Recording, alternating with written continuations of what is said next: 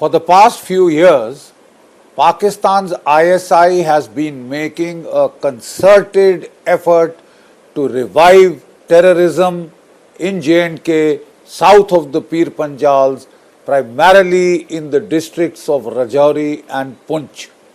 Now, this area has been lying dormant and quiet for the last over 15 years. I was General Officer commanding Romeo Force in this area of Rajouri and Poonch in 2004-2005.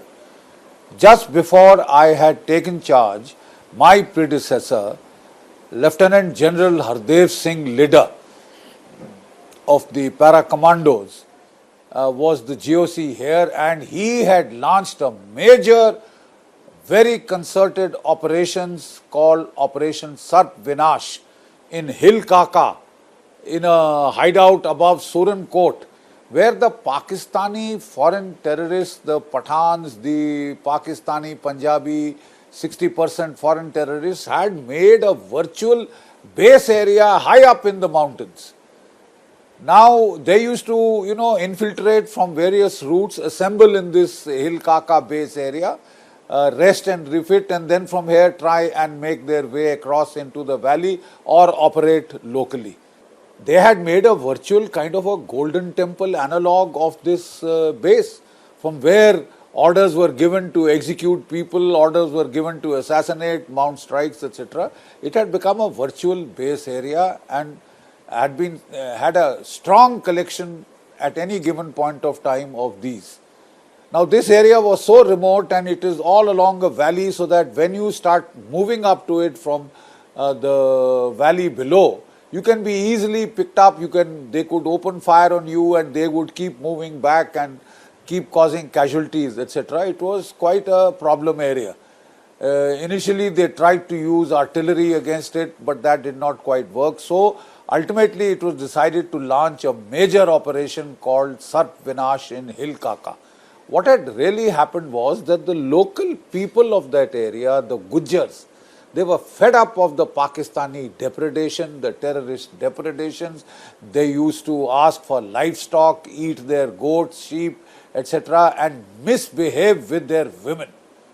This had really incensed the Gujars, and they had requested the army to give them weapons to defend their women, to defend their home and hearths and their honor. And we had then trained these locals, and even the women had taken up weapons to defend their own honor, because when their men went out to the pastures, these Pakistani terrorists used to come and really misbehave. So the real source of intelligence came from those Gujars who were there and who were suffering the most because of the Pakistani terrorist depredation. A brigade-sized operation was launched, led by Brigadier Khati of the Gurkhas, Veer Chakra, and along with the 9 para-commandos which did a yeoman service in this operation. They had one Ashok Chakra, and they hit this base. They made base areas on the adjoining hilltops from where they brought in troops by helicopter, and then they attacked this Hill Kaka base area. And as a result of that very concerted operation, about 50 to 60 terrorists were killed, and most of them fled a large number of them fled this area, and they tried to hide and merge with the local villages and the countryside down in the valley. That was the stage at which I had taken over. Unfortunately, Hill Kaka, there were a number of intelligence agencies that felt threatened. That Hill Kaka had been hit hard, and despite it had, shades of repetition of Kargil. We'd all just had the Kargil and intrusions and infiltrations were taken very seriously. So a lot of them felt threatened. So there were a lot of disinformation about this operation, and wrong kind of news was spread, etc. But the fact of the matter is, it had hit the Pakistani terrorist base very hard, disrupted it very badly, forced them to scatter into this thing, and now we had to mop them up. So when I took charge, we increased our human intelligence, and then we went after these terrorists who had come to the local villages, and over the course of the next 2 years, there was a complete wipeout of the Pakistani terrorists in the Rajouri, Poonch areas. Most of them fled crossed over to the valley, and many of them infiltrated back across. We had made it a point to go for the top command and control element of the terrorists, which is called command and control attrition. We identified all the divisional, district and tehsil commanders and specifically made a drive to eliminate all the leadership, because that has a huge disruptive impact upon the terrorist rank and file, because most of the knowledge they keep to themselves, where the caches are, where the arms are hidden, where the batteries are hidden, who are the OGW contacts from whom they used to get money, logistic support, etc. He doesn't share it with his piadas because his knowledge is his source of power. So when they started getting killed, the whole terrorist infrastructure there took a very big hit. There was a sharp drop in the number of terrorist ambushes, attacks, IEDs, etc., killings of civilians, kidnappings. All of them there was a steep nosedive. 2005 was also coincided happily with the completion of the fence that the Indian Army had made along the line of control. It was called the General Ridge Line because he exerted himself a hell of a lot to try and get this constructed in the space of just about 2 years, a Herculean task. But the entire engineer resources of the army were pooled to quickly fence the line of control. We had experienced in Punjab that once the Punjab border was fenced, there was a sharp drop in terrorism, because crossing the border now became very, very difficult. The same thing happened in the line of control, and we found that infiltration dropped steeply by almost 80 to 90% immediately in the wake of the construction of this fence. And with this concerted hits that we had given to the top leadership, the operations in the hinterland, and with very effective anti-infiltration grid on the border, the Pakistani terrorist movement in Rajouri and Poonch, its back was completely, fully broken. Thereafter, we had relative peace in this area for almost, I would say about 15 years. Then in 2020, the Chinese started their intrusions in Ladakh. During the COVID period, they had surprised us by commencing infiltration in Ladakh, by gathering together in the guise of an exercise, and suddenly they started carrying out the intrusions, took us by surprise. We never expected that in the time of COVID, when people were fighting to save their own populations, China would indulge in such kind of brinkmanship. But they got a very, very befitting response. We mirrored their deployment, man for man, tank for tank, gun for gun. And then, of course, there was this clash at Galwan. And then, of course, we launched that operation towards the Rezangla ridge, and we dominated the Chinese brigade headquarters right below, and they were shaken up. So they got a very, very sturdy response. But for that, we had to rush troops from all over. And unfortunately, at that time, Uniform Force, which is immediately behind Romeo Force, used to be behind Romeo Force. That was taken out and put out to Ladakh. So as a result, there was a dilution of troop density in the Rajouri-Poonch area. Pakistan saw this dilution in the troop density, and they quickly tried to take advantage of it, advantage of what their Chinese diversion, their Chinese comrades so-called had made, and they tried to revive terrorism in Rajouri and Poonch, south of the Pir Panjal, because quite obviously the troop densities in the valley, especially post the removal of 370, had been taken very high. Quite obviously we wanted to keep that area, pacify that area, and we did succeed. Today, where you couldn't fly the tricolour in Lal Chowk and Srinagar and all, you see it awash with tricolors. along the Dal Lake, in Lal Chowk, etc. So but then to do that, we had to pull out troops from elsewhere, and that diluted the grid density in the Romeo Force area. And terrorism started raising its ugly head again. Just last year, I won't go into details of the previous incidents, just last year there were 3 major incidents. One was in April, in which they struck in Poonch and they killed 5 terrorists. They were mostly they ambushed along the along the road, which is surrounded by dense forest on both sides, and it is very easy to hide, hit and vanish in that dense forest. So they hit in April. Then the next hit came in, we lost 5 boys were martyred in that first hit. In the month of November, they hit again in Rajouri, and they killed another 5. And then in the month of December, 21st December, I think it was, that they hit again, and this time we lost 4 boys martyred. So about 14 boys we have lost just in the last year, 2023. And you see, there was quite consternation as to how the sudden revival of terrorism had taken place, but Pakistan's ISI had been planning for it.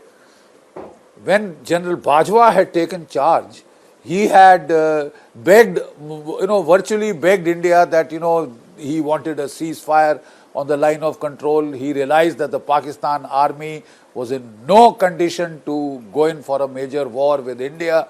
I mean, they were short of ammunition, they were short of weapons and equipment, tanks, etc. in their strike cause. They were in a bad shape.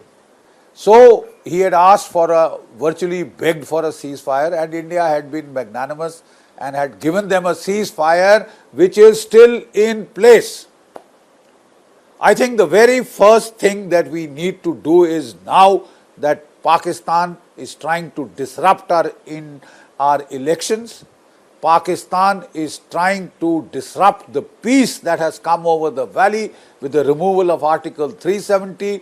Tourists have started going there in droves, in their thousands, and businesses are being set up, startups are happening. There is peace and quiet in the valley, and there is economic progress, infrastructural creation. There is a sea change, and Pakistan is not at all happy with this positive, turn of events in Jammu and Kashmir. They were making grim prognostications of rivers of blood, etc., etc. Not only them, but some local political parties had been threatening India कि कफन देने को कोई कंधा नहीं मिलेगा, etc., etc. All this very, very provocative statements were made, which have amounted to nothing. The whole of J&K was pacified, and this is the time when Pakistan tried to look for where the troop density was less, and they found Rajouri and Poonch, from where troops had been thinned out towards Ladakh, were the ideal place to restart or to revive terrorism. And they have been at it for the past 2-3 years. They have been staging some very high-profile terrorist incidents, which have been causing fairly high casualties. Minimum 4 or 5 killed in each such dastardly operation. What exactly is the problem here? The problem is the dense jungle terrain. I have conducted operations here, and even in my time, it was difficult to mount operations in those very, very, very dense forests. The thicket, the undergrowth is so thick, and some idiot from the forest department had way back planted thorny bushes as, scrub to thicken up that forest cover. In the name of afforestation, he had planted those thorny bushes, which make it very difficult to crawl because, they hit into your eyes. And the forests are so dense that the moment you enter, you tend to lose command and control. It is very difficult to main directions. You have to move on compasses. And the chances of collateral damage, shooting into one another, if you send multiple columns, are fairly high. So every time we have operations in this kind of a desert terrain, in this kind of jungle terrain, dense jungle terrain, very difficult jungle terrain, the boys end up with casualties. So in my time itself, we had come to the conclusion that we would not needlessly waste lives of our troops, and that we had worked out standard operating procedures that once we located them, we would put blocks on their escape routes, and then we would hit them with indirect fire weapons like mortars, etc., and hit them with machine gun fires and snipers, and cause heavy casualties. And wherever required, wherever a group had been giving us undue trouble, we used white phosphorus smoke bombs to set that patch of forest on fire and cause horrible deaths to these people, which were very deterrent, because then they refrained from any further attacks on our convoys. So I think we may have to get back to those tactics, but my point at issue is that these are just defensive and reactive tactics confined to own side of the border, own side of the line of control. They are just mitigation of the incident. We can only go there past the incident and then try and do damage control.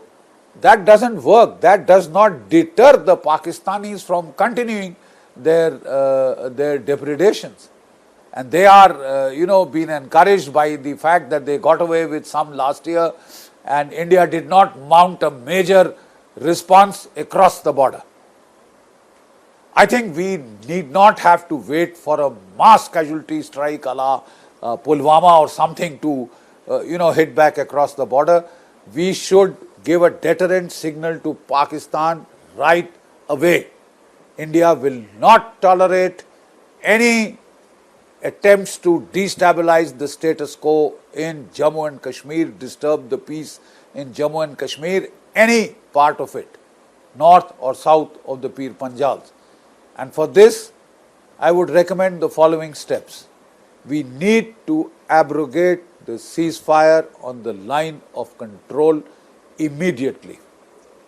We need to hit back, increase the density of fire across the border, if necessary use mortar and heavier caliber weapons and artillery to hit terrorist bases, terrorist launch pads, and cause deterrent levels of damage across. Prevent the infiltration, because every time the snow melts, they launch a major effort to push in more and more infiltrators, and they have been trying to push in some very well-trained people who are used to jungle warfare terrain, and they have tried to coerce some Gujars into giving them support, into showing them the pathways and trails in the forest, which they can then use to attack our forces and make quick getaways. So we need to activate the line of control. Step 2, we need to get into the post-Uri model of surgical strikes on the launch pads, on the holding camps, across the line of control, hit them hard before they can come in, get them across the border. And if that doesn't work, then we have always the option of graduating to much higher levels like at Balakot, and there are many more such options, even very heavy missile strikes deep in their interior, and we can even target headquarters all over Pakistan of these nefarious outfits. And there are so many options that we have. Pakistan is a ship that is sinking. Pakistan's economy is on the verge of collapse. They won conflict with India, and this Pakistan will be flushed down the tube of history. Please don't forget what happened to the Soviet Union erstwhile in 1990-91. Without a shot being fired, they collapsed because of economic overreach and economic overstretch. Same had happened to the Austria-German Empire, the Nazi Germany, World War II, Imperial Japan, all the over-militarized states. tend to collapse because of economic hemorrhaging. Pakistan is bleeding, seriously bleeding. They are hand to mouth with one tranche of the IMF after another. They go with begging bowls to Saudi Arabia, to China, and even their old benefactors have now sickened of trying to keep them afloat, because whatever money you give to Pakistan, it doesn't go to the people who don't get 2 square meals a day. It goes to the Pakistan army so that they can buy the most fancy toys to compete with Indian armed forces. Pakistan's army is the cause of Pakistan's economic ruin. They know it. Should they provoke India beyond the point? Should they try and disrupt our elections? Should they try and disrupt the peace that has prevailed in Jammu and Kashmir? I think they should be ready for what is coming their way. We will have to deter such adventurism. It cannot be taken lying down. There was a school of thought sometimes back that we don't have to prepare for a two-front scenario. I'm afraid we have to, because if there is a conflict between India and Pakistan, China may or may not come in. But if there is a conflict between India and China, Pakistan will definitely try and step in to take advantage. So we have to be prepared for a two-front scenario, and I would like to make a very earnest appeal. All the fighting that India will have to do, whether it is against China or Pakistan, the bulk of it, 90% of it, will be in the mountains, and mountains eat up troops. During COVID, we had, stopped recruiting people for 3 years. Every year, 60,000 people retire. So 60 into 3 is 1,80,000. 180,000 people have since, been reduced from the Indian army. I think we can ill afford it, because we are pulling out troops from here to strengthen the Chinese border, etc. We had adequate. We have no dearth of manpower. And what the Russia-Ukraine conflict has clearly highlighted is that you may have all the weapons in the world, but if you don't have manpower to operate them, you will be in problems. Russia started the war with just 1,50,000, and it had serious problems. It had to mobilize 3 lakhs, and now it has mobilized, we are told, another 3 lakhs almost, and some more are in the pipeline. So why mobilize in the middle of a conflict when we have no dearth of manpower and we need jobs? We need to create jobs for a youthful population. So I think the first step that we must do is make up the manpower loss that we had during COVID at the most urgent rate possible. It is very badly needed. And we need to hit back at Pakistan. We need to be aggressive. We need to be offensive. If we are defensive in outlook, you invite more such mischief from Pakistan. There is no option. We will have to first abrogate this ceasefire as a warning to Pakistan, as a deterrent warning to Pakistan that they are crossing the thin red line. And if they persist, they should be prepared for far worse. I would also suggest that we must learn a lesson from what is happening in Russia, Israel, in the Middle East, in Azerbaijan, Armenia, and we must make much more intensive use of drones, not just for reconnaissance, not just for picking up the movement of these. The problem is the dense forest canopy cover, which the drones cannot scan, but also for, we must use attack drones. We must use attack drones to inflict heavy casualties onto these groups which are trying to target our highways in Rajouri and Poonch. There has always been, like I said, in the Indian Armed Forces, 2 schools of thought, especially in the army. One is that manpower is a big waste of money and resources, and we must cut down the manpower flab, and we must cut down on manpower, cut down on the revenue budget, to increase the capital acquisition budget, and to modernize our army by inducting better and newer weapons. Of course, we must induct weapons, but my humble observation is that if we see what is happening in Russia-Ukraine war, if we see what is happening in the Middle East, troops have to be rotated, troops have to be rested. No, the best of soldiers will start cracking up if you use them incessantly again and again, pull them out from here to rush them there and do firefighting all over. Well, you will tire out the best of troops. This is what happened to Russia in the August-September months of 2022. They had done so well, they had attacked, captured most of their objectives, but then, they were hoping that there would be a ceasefire. There was no ceasefire. Ukraine had already 250,000 men to start with, mobilized to 550,000, and they made things very difficult for the Russians. They launched local offensives, Zaporizhzhia side, and then of course up north in the Kharkiv side, and made sudden gains till the Russians were forced to mobilize. So let us not be forced into mobilizations. We have adequate manpower. We have no dearth of manpower, young, motivated manpower. We must recoup our manpower losses. Even the number of Agniveers, their retention must be increased from 25 to 50%, and instead of 43,000, we must increase the intake level. I'm sure some of these measures are already in the pipeline. They're being thought of, and this summer, should the Pakistanis misbehave, they are likely to get a very nasty surprise. Thank you.